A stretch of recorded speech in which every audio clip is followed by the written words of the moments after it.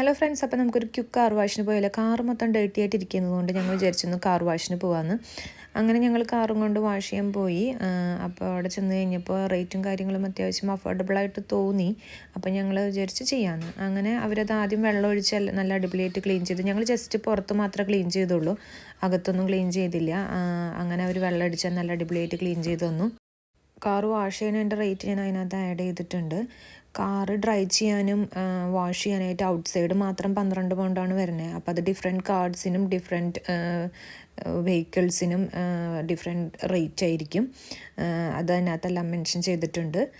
അപ്പോൾ ഞങ്ങൾ just out side മാത്രമാണ് ക്ലീൻ ചെയ്തത്. അപ്പോൾ ഞങ്ങൾക്ക് 12 പൗണ്ടാണ്. അടിപൊളിയായിട്ട് അവർ ക്ലീൻ ചെയ്യുന്നുണ്ട്. ഇത് നല്ലൊരു ബിസിനസ് ഐഡിയയും കൂടിയാണ്. കാരണം അത്യാവശ്യം ക്യാഷ് ഉണ്ടാക്കാൻ പറ്റും. നമുക്കൊരു ബിസിനസ് സ്റ്റാർട്ടപ്പ് ചെയ്യണമെങ്കിൽ ഇത് നല്ലൊരു സൂപ്പർ ഐഡിയ ആയിട്ട് എനിക്ക് തോന്നിയായിരുന്നു.